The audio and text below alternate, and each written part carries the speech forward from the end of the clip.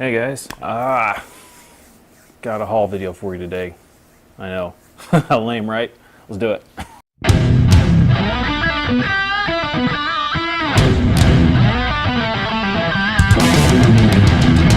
Yeah, I know. It's too many of these on YouTube, but you know what? I don't know. I like watching them, and I thought maybe it'd be fun to make haul video. Maybe I'll do some more. I don't know. But I went to one of my local record stores last Sunday, and it's actually the same place where I got this batch of records that I showed in one of my previous videos. And anyway, they have a sale every Sunday. You buy one record for $2, you buy three, it's $5. They have, I don't know, tent full of records.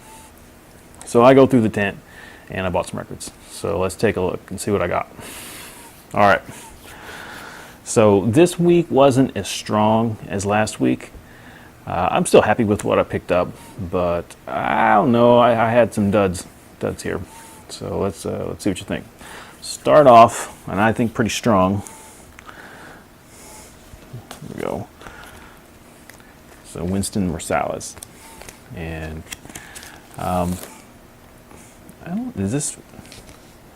I guess it's self-titled.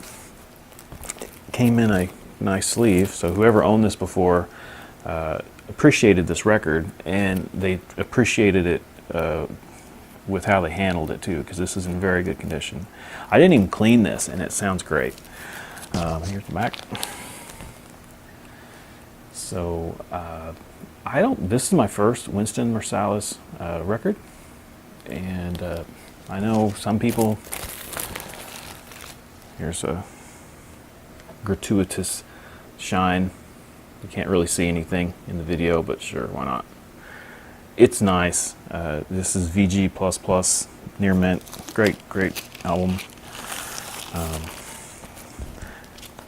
I listened to this a couple times already, and I liked it quite a bit. It's good. This was a real nice purchase. Number 2, the Honey Drippers. Yeah, I think it's Volume 1. Yeah, the Honey Drippers Volume 1. This was an 80s album that got some traction on the radio. I thought that Jimmy Page was in this group. I could be wrong. Let's see if it says something. I'm not sure. But again, this is another really nice conditioned record.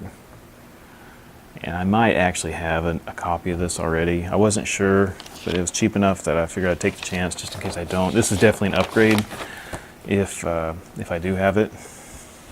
Did I show the back? Probably did. Pretty happy. We listened to this at least once. Sounds great. I think the Sea of Love was one of the popular songs on this. Yeah, Sea of Love. All right, another first Herbie Mann record. And look at this. I don't know if you can see right here. There's a pretty famous cover of him where he's like all hairy and naked, and he looks like that. This is a nice sounding record. You know, I'll probably end up buying some more from him. It's on the Atlantic label. It has this weird dust cover. It's kind of blue and orange Atlantic label. Pretty cool. Needs to be cleaned. I haven't cleaned any of these, but I did listen to a few because they were already pretty clean. This was one. I'll just put that up later. Alright, so the Monkees, self-titled. My girlfriend, she loves the Monkees. So when I find a Monkees album that looks to be in decent condition that we don't have, I pick it up. This one looked better than it is. I'm going to clean it and see, see maybe that'll improve things, because the vinyl itself looks pretty good, but this sounds awful. and probably some people would say that's how they sounded new, awful. But I like the Monkees. I mean, it's, you know, it's not something I'm going to listen to when I'm real serious, to sit down and listen to some music, but I don't know. Okay, so this is another, I already have a copy of this. This is Ahmad Jamal, but not for me. Everyone should own a copy of this album. It's wonderful. I don't have an old copy. Mine is a 1983 reissue, which sounds really nice, and it's in better condition than this one. So this is a downgrade of all things, but it's an old copy. I just wanted to compare the two. It's a little scratchy, but it needs to be cleaned. I think this one's going to clean up and sound a lot better. And then I'm going to be interested in kind of comparing the two, and see if there's a difference in the '83 reissue versus this is like a 1957, 59 maybe pressing. And on the same note, as far as picking up doubles, It's a Beautiful Day, self-titled. Gatefold? Yeah, gatefold. Pretty cool. Again, this is a downgrade. I buy albums I already own in better condition because it's $1.66. I don't know, you know, sometimes it's nice having a record that you're not as concerned about getting it messed up. And maybe I want to give this to somebody. I love It's a Beautiful Day is an underrated group. And I say this is a downgrade. This, at the very least, this is a side grade. This vinyl is beautiful. So maybe it's an upgrade after all. The jacket on my other one is nicer than this, but this vinyl is really nice. Cool. That's probably why I bought it. Let's put that to the side. Okay, here's some 80s. Crocus. Self-titled? I believe no. One Vice at a Time. I am not familiar with Crocus. I was into heavy metal in the 80s, but these guys this is a hair band, and I was way too cool to be listening to hair bands, except for the hair bands that I listened to. Dirty album. It's on the Arista label. Again, strong VG+. I haven't listened to this yet, and we'll see. We'll see. I'm not above 80s cheese, and it's going to fill that niche at least.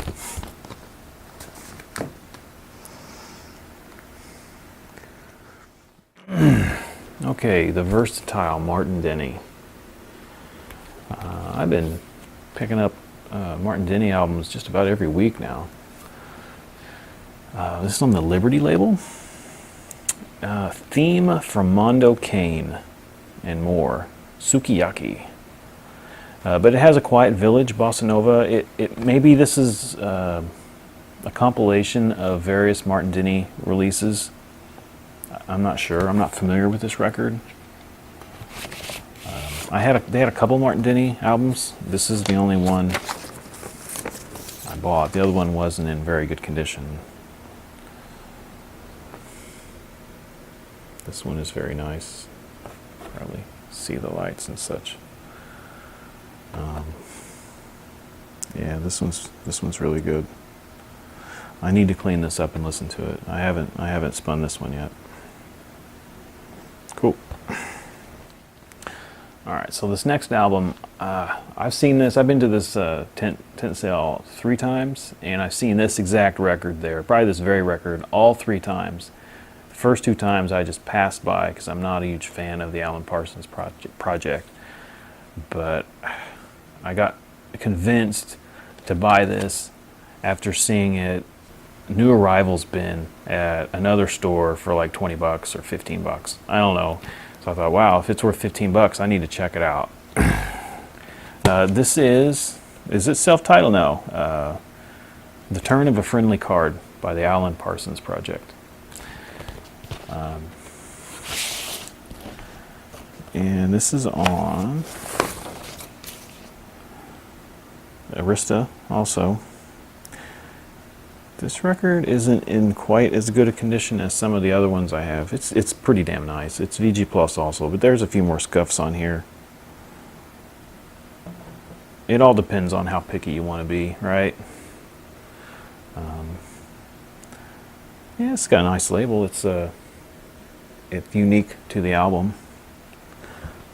I have a Alan Parsons Project CD I bought about a month ago that really surprised me how good it was.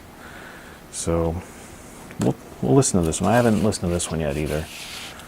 I've had a few other purchases over the last couple weeks, and I've kind of been concentrating on these. I haven't listened to my cheap buys as much. We'll get this one listened to soon.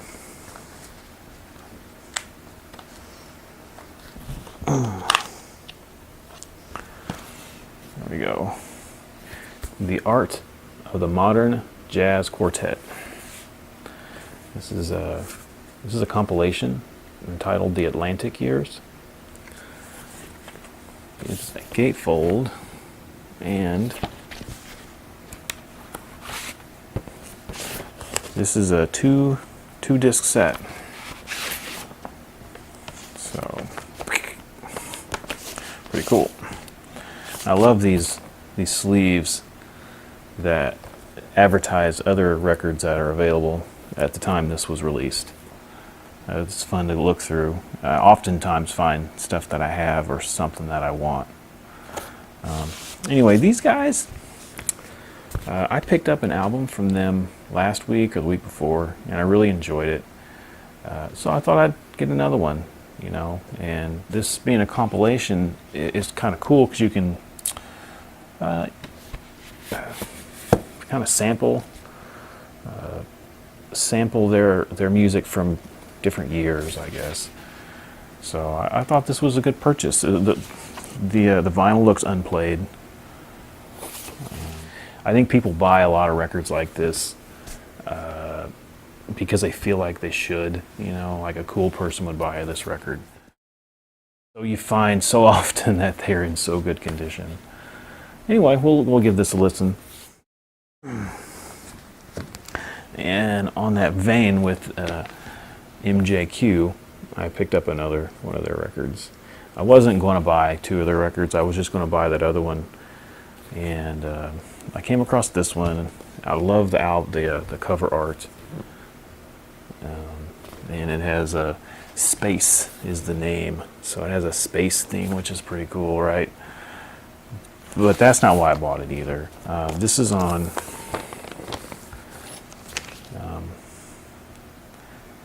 is it the Abbey Road? That's the Apple label. So I thought, well, you know, I'll give it a shot. It's beautiful, just like that other two record set. It's like never been listened to. I've listened to this once, and I liked it quite a bit. I listened to it with my girlfriend one night after we'd watched some TV. We both enjoyed it.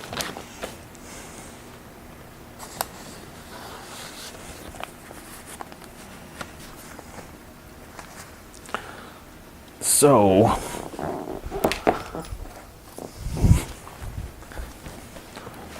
last week, or the week before, I bought a copy of this, an upgrade copy of Buddy Morrow's Night Train. Another wonderful album everyone should own. And in the similar vein, I picked up, I guess it's a follow-up, Night Train Goes to Hollywood by the Buddy Morrow Orchestra. And this is big band style show tunes. So that's kind of neat. My girlfriend was really happy to get this one. She wants to, we haven't listened to this yet, but this album is beautiful. You know, this is a 1957, 58 record. It looks brand new. The gloss on this jacket is amazing.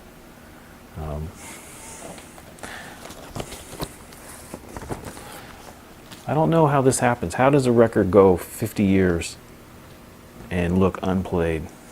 There's a few, just a few tiny scuffs on the vinyl. It's probably been in and out of the jacket a handful of times. This is on the Mercury label. Maybe that's a bad sign that it hasn't been played that often, right? Maybe it sucks. We'll find out. I'll let you know.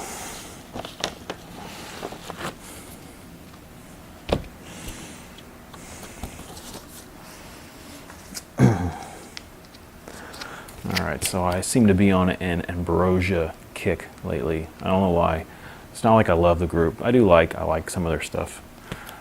This is Life Beyond LA. This is one of their later albums, probably like 77, 78, something like that. Is this? No, it's not. Here's the back. This pretty much completes any and all Ambrosia records I'll be wanting. So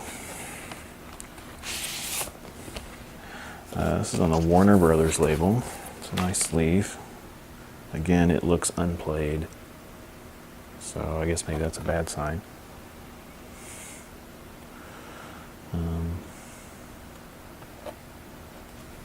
Anyway, happy to have it. I think it pretty much, like I said, completes my Ambrosia collection.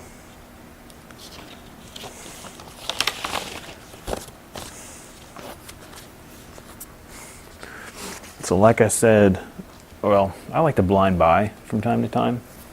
And these sales are great for blind buys because, you know, if you get a dud, what are you out? A couple bucks? This particular sale out $1.66. So I had 2 blind buys, or at least total blind buys. So first, let's show the dud. Rez. Silence. What is it? Silence Screams. Sounds pretty edgy, right? These guys must be hardcore. Look at this picture back here. Look at these rough and tumble dudes. So I started listening to this, and the first song is like, it sounded like a junior high garage band, right? Like really terrible. The second song wasn't as bad, but the first song was pretty rough around the edges. So I went to look up who they were, and apparently this is a Christian rock group, right? All right. Blind buy number 2, the Raspberries. This is a better purchase, not like smoking good. This is a early 70s power pop group on the Capitol label. Right here. I listened to this once. Yeah, it's pretty soft. You know, it's not like a great album, but it's an enjoyable listen. It's not Rez. Thank goodness. This particular record is in, you know, VG, somewhere between VG and VG plus. It sounds nice. It's not a lot of noise. This has one top 40 song on it I recognized. Does it go all the way? It's all right. Yeah, go all the way. It's the first song on the album. It's a staple of sort of the oldie stations. So, you know, one dud, one, I don't know, mediocre hit, positive, I don't know. I won't be listening to this a whole lot. Looks like a dog chewed on it. But, you know, I'd never heard of these guys before, so I thought I'd give it a shot. Start the Raspberries. Okay, that is it. So not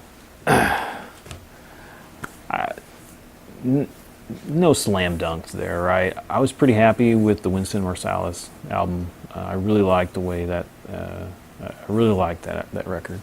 What else? We have the Herbie Mann one surprised me too. Yeah, I really liked that album as well. Outside of that, I guess that's about it. What do you think? Did I just blow 25 bucks? Maybe. But, all right. Hey, this is it for this video, and I'm out of here. I'll see you later. All right.